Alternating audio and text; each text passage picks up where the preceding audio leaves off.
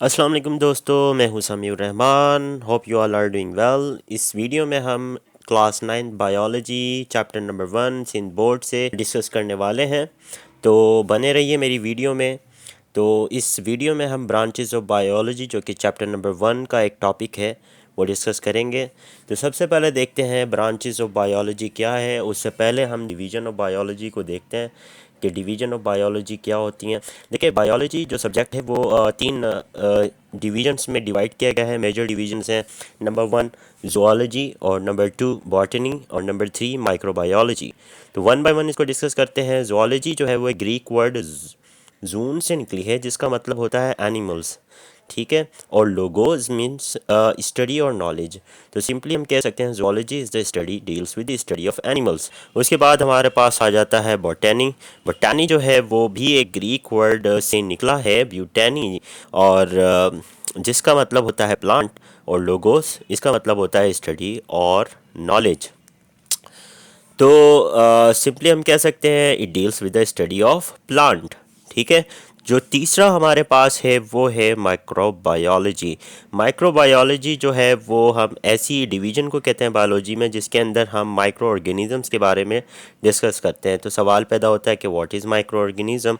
Micro organism ऐसे organism होते हैं जो कि सिर्फ़ और सिर्फ माइक्रोस्कोप की मदद से ही नज़र आ सकते हैं, जैसे कि बैक्टीरिया और प्रोटोज़ोआ और दूसरे ऐसे माइक्रो ऑर्गेनिज़म जो कि हम अपनी आँखों से नहीं देख सकते। इन्हें आप जो है माइक्रोबायोलॉजी के अंदर डिस्कस करते हैं। उसके बाद हम पढ़ेंगे डिवीज़न के बाद ब्रांचेस ऑफ बायोलॉजी। देखिए, 20th सेंचुरी में जिस तरह से एडवांस हुई बायोलॉजी रिसर्च के बाद, तो पता ये चला कि बायोलॉजी में जितने भी जानदार हम स्टडी करते हैं उनके बहुत सारे एस्पेक्ट्स जो हैं वो स्टडी किए जा सकते हैं। तो इस लिहाज से ब्रांच जो बायोलॉजी है वो डिफरेंट ब्रांचेस में जो है वो डिवाइड की गई है। तो सबसे पहले जो ब्रांच हम पढ़ने वाले हैं वो है मॉर्फोलॉजी। मॉर्फोलॉजी जो है वो एक ग्रीक वर्ड से निकली है जिसका मतलब होता है फॉर्म्स, ज़ाहिरी शक्ल सूरत। और logos means discourse, discourse means to study और टू डिस्कस, ठीक है। तो इट इज़ सिंपली हम कह सकते हैं it is the study of external forms and structure of organism. बाहर से कैसा नज़र आता है, उसका स्ट्रक्चर कैसा है, उसे हम मॉर्फोलॉजी के अंदर जो है वो पढ़ते हैं।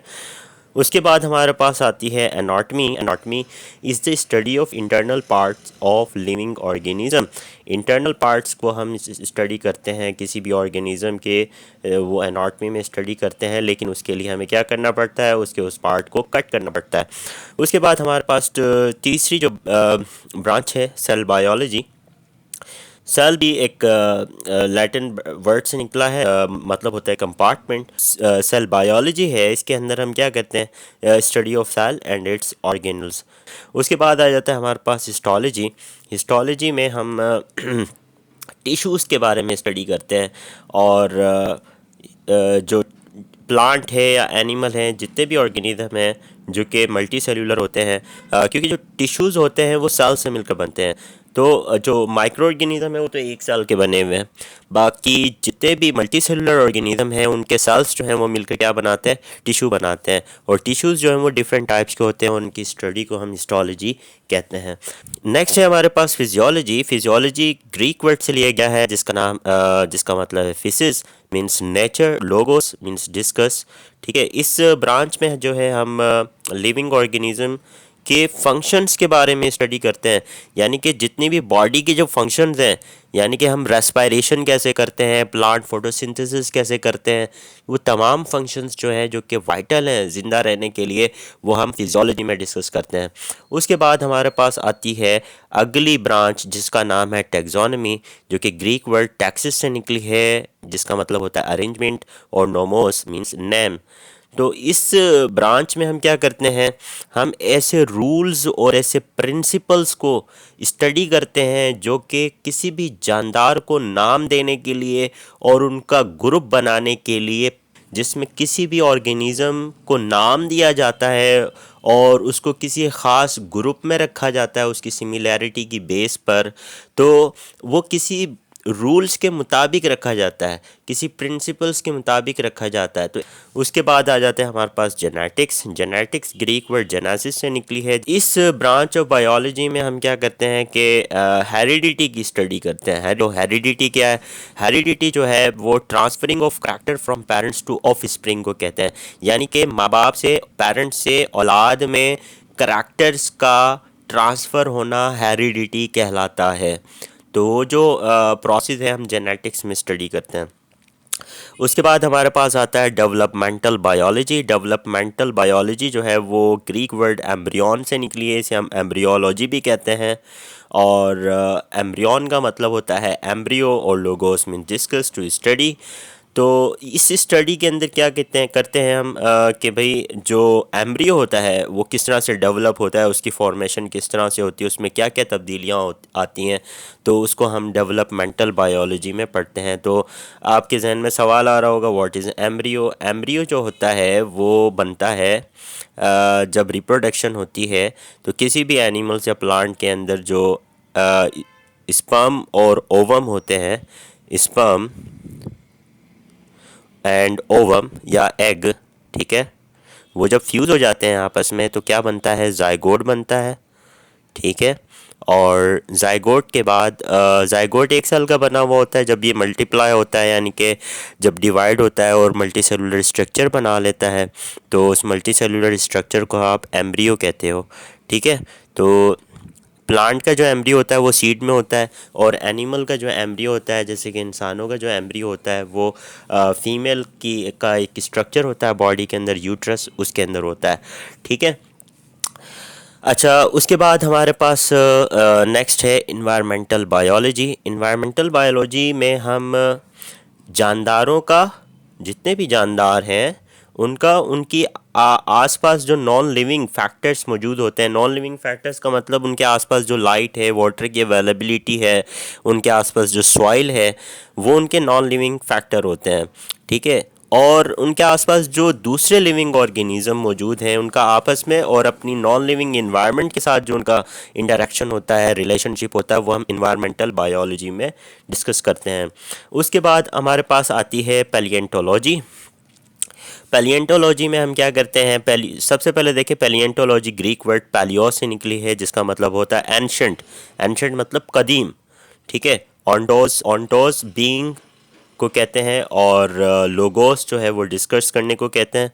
तो पैलिएंटोलॉजी में हम ऐसे ऑर्गेनिक लाइफ के बारे में डिस्कस करते हैं जो कि हज़ारों साल पहले रिमोट पास्ट में जो है वो ज़िंदा थी यहाँ दुनिया में, और अब नहीं है, वो एक्सटिंक्ट हो चुकी हैं और उनकी जो बॉडी है वो फॉसिल्स बन चुकी है, ठीक है। यानी कि उनकी बॉडी जो है वो एक अलग स्ट्रक्चर में चेंज हो चुकी है जिसे आप फॉसिल्स कहते हो। और ब्रांच बायोटेक्नोलॉजी।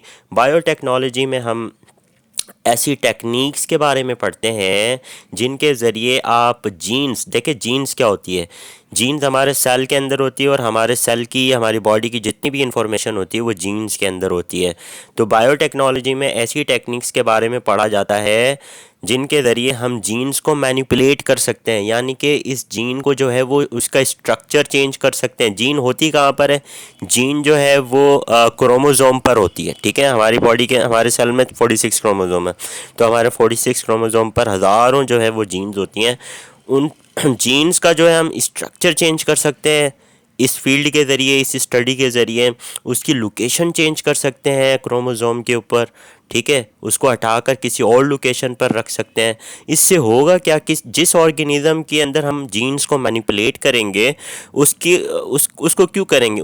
ताकि उसके अंदर ऐसे करैक्टर्स पैदा हो जाएं जो हमारे लिए डिज़ायरेबल हों, ठीक है। तो हम किसी जानवर के अंदर बायोटेक्नोलॉजी का इस्तेमाल करके उसकी जीन्स को मैनिपुलेट कर सकते हैं ताकि उसके अंदर ऐसे करैक्टर पैदा हो जाएं जो कि इंसानों के लिए डिज़ायरेबल हों, फ़ायदेमंद हों, ठीक है। उसके बाद हमारे पास आता है सोशियो बायोलॉजी। सोशियो बायोलॉजी के अंदर हम क्या करते हैं कि लैटिन वर्ड है सोशियर, जिसका मतलब होता है टू एसोसिएट, आपस में जो रिलेशनशिप होता है, इंटरेक्शन होता है लिविंग ऑर्गेनिज्म का। तो इसमें हम पढ़ते हैं the study of social behaviour of living organism, ठीक है। लिविंग ऑर्गेनिज्म जब आपस में साथ मिलकर रहते हैं तो वो किस तरह से इंटरेक्शन करते हैं एक दूसरे के साथ, एक दूसरे के साथ उनका किस तरह से लेन देन होता है और उनका एक दूसरे के ऊपर क्या असर होता है, वो हम सारा सोशल बायोलॉजी या सोशियो बायोलॉजी में स्टडी करते हैं। हमारे पास नेक्स्ट ब्रांच है parasitology. Parasitology Greek word para से निकली, जिसका मतलब होता है अप, यानी कि इसमें हम पैरासाइट्स को स्टडी करते हैं। और पैरासाइट्स क्या होते हैं? ऐसे लिविंग ऑर्गेनिज्म जो कि किसी और लिविंग ऑर्गेनिज्म की बॉडी से अपना फूड हासिल करते हैं और बदले में उनको हार्म देते हैं, उनको जो है नुकसान पहुंचाते हैं। ऐसे लिविंग ऑर्गेनिज्म को पैरासाइट कहा जाता है। नेक्स्ट हमारे पास है फार्माकोलॉजी। फार्माकोलॉजी में हम क्या करते हैं, जो ड्रग्स होती हैं, ड्रग्स का एक्शन जो है वो स्टडी करते हैं। लिविंग ऑर्गेनिज्म के अंदर जाकर ड्रग्स किस तरह से काम करती है, वो सारा का सारा हम जो है फार्माकोलॉजी में स्टडी करते हैं।